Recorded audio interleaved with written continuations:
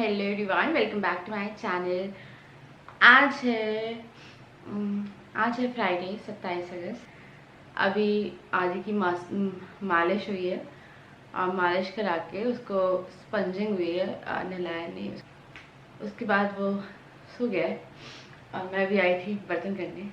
अब पता नहीं यार, मैं ना बहुत संभालने की कोशिश करती हूँ खुद को। पता नहीं, मुझे ना एक अलग सा रातों से होता कुछ नहीं होगा और वैसे कुछ नहीं होगा, मुझे पता है भगवान जी है ना, तो जब कहते हैं ना भगवान जी ने दिया है तो ऐसा तो कुछ नहीं होगा। तो पता है मुझे ना अंदर से बहुत ज़्यादा डर लगता रहता है पूरे टाइम।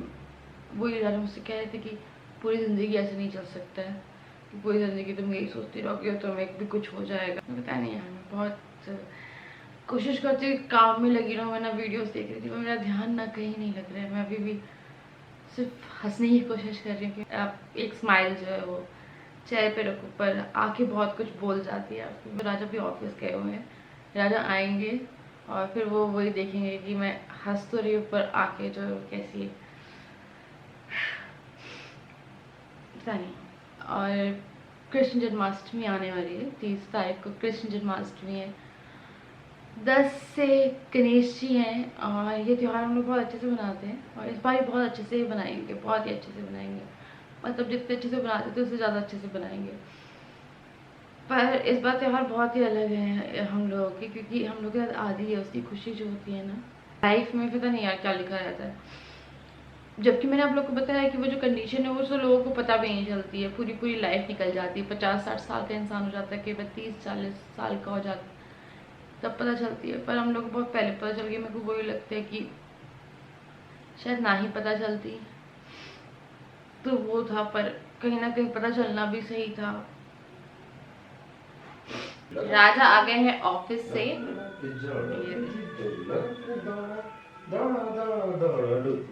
तो यहाँ पे गाने चल रहे हैं। तो एक जन्माष्टमी आ रही है ना, तो मैं डुग्गू का ये देख रही थी, मेरे को चेक भी करना था। अरे बांसुरी बजती होगी हैं? तो इयररिंग तो नहीं बनाएंगे, इयररिंग काफी डेंजरस लग रहे हैं इसके। और सारा जो है वो डुग्गू के लिए ही है। और मैं तो सोच रही हूँ कि थोड़े मोर पंख जो है ना वो और वो कर लूँगी। मेरे पास ऑलरेडी मंदिर के चौखटों पे जो मोर पंख है वो लगे हुए हैं।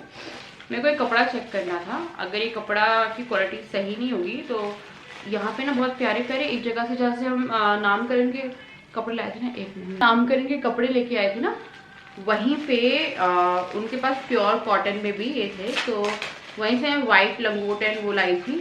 तो उन्हें बोला था कि आप इससे अच्छे कपड़े ऑनलाइन नहीं मंगवा पाएंगे, तो मैं वही देख रही हूँ। वैसे हाउ क्यूट, बहुत ही प्यारी सी धोती है और बहुत ही प्यारा सा कुर्ता है। मैं अपने लिए ले आई हूँ ये लड्डू, और ये जो लड्डू है ये गरम लड्डू और काफी इफेक्टिव लड्डू हैं। और ये है दूध। तो मुझसे कुछ लोग कह रहे थे आप जो खाओगे वो बेबी को ट्रांसफर होगा, तो मैंने ना ऐसा कुछ भी नहीं खाया। इवन ठंडा पानी तो भूल जाइए, मैंने फ्रिज तो खोल के देखा ही नहीं यार ठंडे पानी। हम लोग यहाँ ठंडा पानी ना आफ्टर डिलीवरी रखा ही नहीं गया ठंडा पानी। तो जो भी पानी रहता है ना वो एकदम नॉर्मल, या तो रूम टेम्परेचर का या वार्म वाटर। हम लोग ठंडा पानी, मैं ठंडा तो कुछ खाया पिया ही नहीं, बिल्कुल। मतलब कि मैं तो कर ही नहीं रही थी, राजा भी ऐसे है कि राजा भी ले रहे हैं क्योंकि इनकी भी तबीयत थोड़े टाइम से खराब थी। तो ये वाला जो लड्डू है ये गर्म रहता है, इससे ना इसे भी गर्मी मिलेगी। अरे मम्मी दिख रही है, मम्मी दिख रही। कौन निकला? आजा। हाँ? कौन निकला? चले चलो चलो।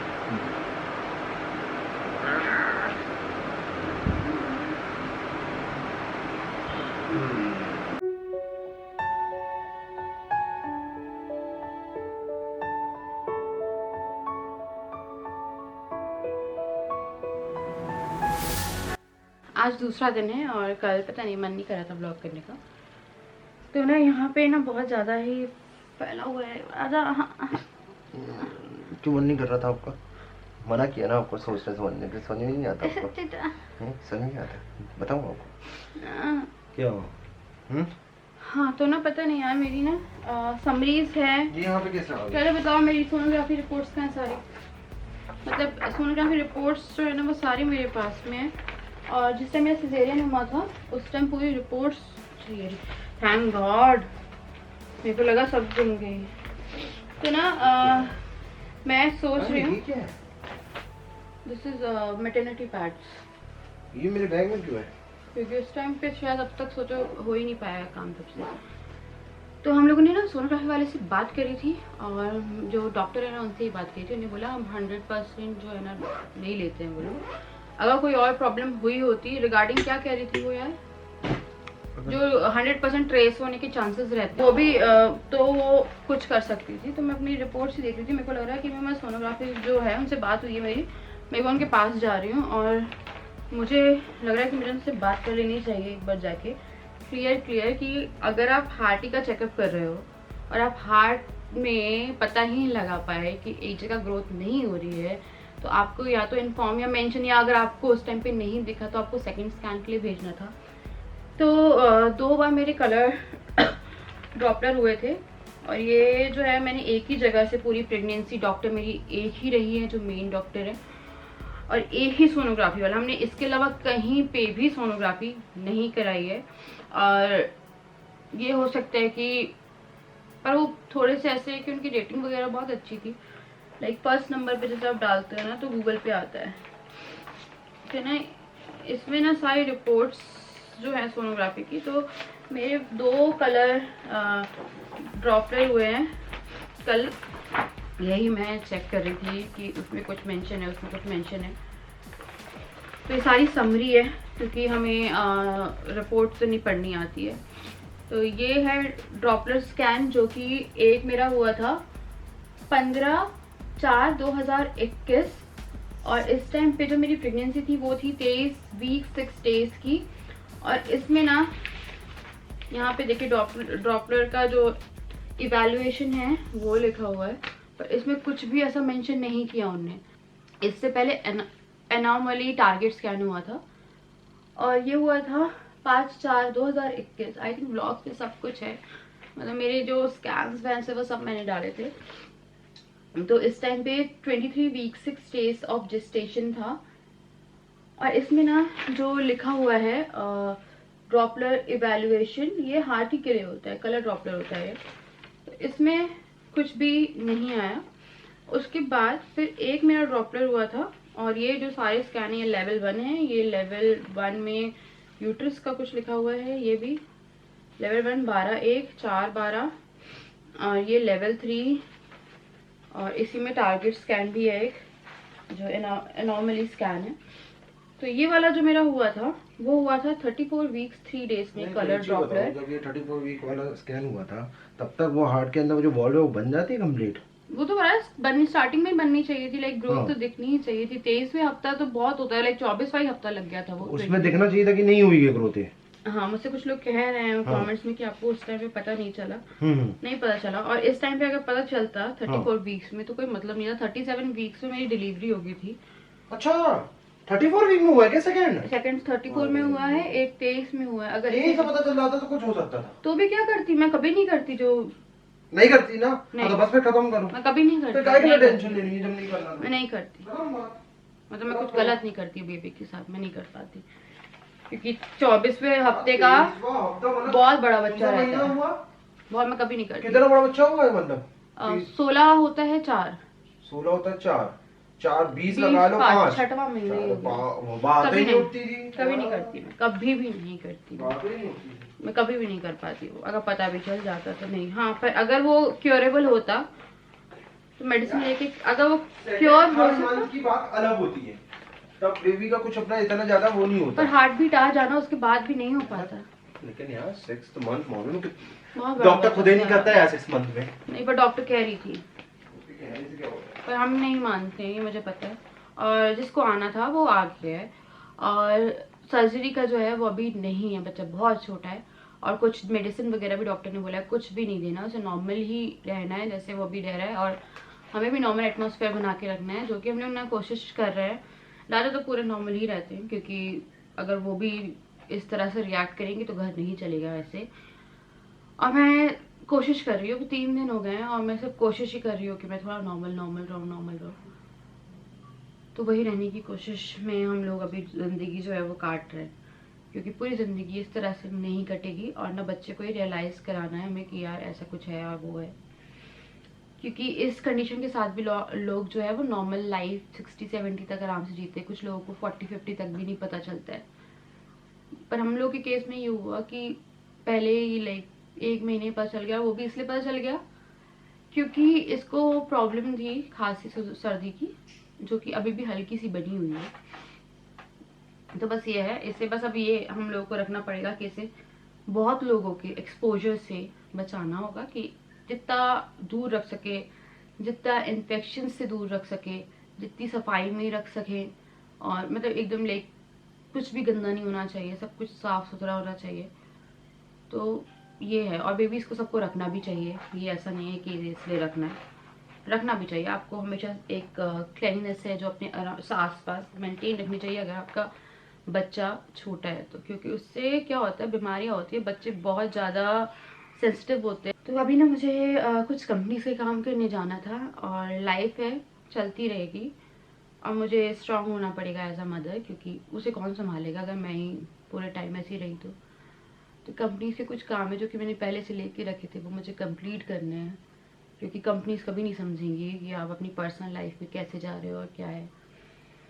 तो वो काम करने हैं, ये ग्रूम करती हूँ। परसों जन्माष्टमी है, जन्माष्टमी की भी तैयारी करनी है मुझे। मम्मी की साड़ी रह गई यहाँ पे, डुगू ने इस पे ना पॉटी कर दी थी, इसको मैं अभी वॉशिंग पे डाल रही हूँ।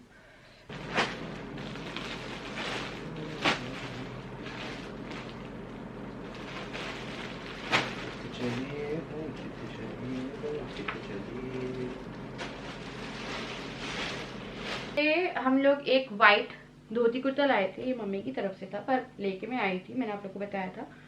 तो ये वाइट वाले लाए थे, उनके पास कन्हैया जी वाला भी मिल रहा था, तो ना मैं वही नाप रही हूँ। तो अगर उनके पास ये बड़ा है या इक्वल साइज का, अगर ये बड़ा है तो उनके यहाँ से मैं ले आऊंगी, और अगर इक्वल है तो फिर कोई सेंस ही नहीं बनता है जाने का, क्योंकि परसों है जन्माष्टमी। और बल्कि ये छोटा है, डुगू को ये आराम से आ जाएगा, तो फिर वाइट तो बड़ा ही है। आदि आदि आदि आदि ना लोरी सुन रहा था, और लोरी सुनते सुनते आदि सो भी गया था, और आदि अब फिर से उठ गया। आदि स्माइल, आए है, इट्स नैप टाइम, आदि baby sleeping, it's nap time, sleepy हो रही है। मम्मा के कपड़े निकाल दिए, मम्मा ने आदि के इतने सारे कपड़े निकाल दिए। आदि कौन से कपड़े पहनेगा, येलो या वाइट, कौन सा पहनेगा? छोड़ आओ, डोंट डिस्टर्ब मी। मेरे को भी लगा डोंट डिस्टर्ब हिम, चलिए सोने देते हैं, ऐसे सो जा बेटा, बात छोड़ दो मेरे। कल ना सुबह बुआ जी जा रही हैं, जो आई थी, आप लोगों को पता है। ये किरण बुआ नाम करने से पहले आई थी ना, हाँ नाम करने से पहले बुआ जी आई थी। अभी उनके यहाँ पे भी उनका पोता है, और परसों जन्माष्टमी है, तो वो मतलब परसों जन्माष्टमी है तो कल सुबह की उनकी फ्लाइट है, तो वो भी पहुंच जाएंगे। तो उनके यहाँ पे भी जन्माष्टमी का जो त्योहार है वो पोते के साथ ही बनेगा। क्या कहते हैं इसको? सुहागा। सुहागा। गूगल ढूंढो ना, गूगल सुहागा किस काम आता है बता देगा। बताओ किस काम आता है ये? हाँ। बच्चों को जो सर्दी आती है उसको उसमें शहद के अंदर मिक्स करके, हाँ। ज्यादा नहीं डालना, हाँ। थोड़ा सा डालना है, उसको मिलाया और बच्चों को चटा दिया। फिर देखो उसका तो सुहागा आता है बच्चों को चटाने के लिए, सर्दी भगाने के लिए, सिंपल सी बात है ना। आप गूगल में ढूंढ ले, पापा कहना गूगल में ढूंढ लो, देखते हैं। दवाइयाँ तो 3 से चल रही है, थोड़ा बहुत असर हो रहा है। सुहागा भी खिला के देखते हैं कि हो सकता है जल्दी रिकवरी हो जाए, सर्दी जल्दी सही हो जाए बेबी की। प्रैक्टिकली करके देखा हुआ हमने, अपने पोतों अच्छा, को जरा अपने पोतों को खिलाया हुआ हमने। पापा चाय बना रहे हो? हाँ।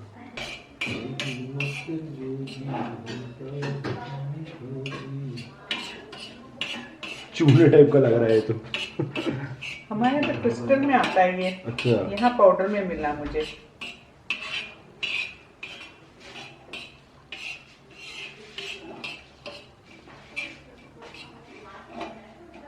पंडित जी क्या बोल रहे थे कि 10 साल तक सर्दी रहेगी, सर्दी में परेशान रहेगा। यदि आप उसका अभी उपाय कर देते हो, अच्छा, तो ये जल्दी ठीक हो जाएगा बच्चा तुम्हारा। अच्छा। और यदि नहीं आप उपाय करते हो, लेने का परेशान हो रहा फालतू, अच्छा खासा था, यदि ये उपाय नहीं करते तो ये इसका ऐसे चलता रहेगा, डॉक्टर के चक्कर काटते रहोगे तुम। वो भी बेचारा सोच रहा क्या हो गया मेरे को। एक तो दवाइयाँ कम से कम 6-7 दवाई लगातार खिलानी पड़ती है, परेशान हो जाता है। वो कह रहे थे यदि तुम सोने का दान कर दोगे तो तुम्हारे कष्ट दूर हो जाएंगे बच्चे के। नहीं तो वो तो शानी पंडित जी ने बताया था तांबे के उसमें हुआ है। नहीं मैं एक और है ना अपना वो ज्योतिष वाले, उनसे मैं दिखवाता हूँ।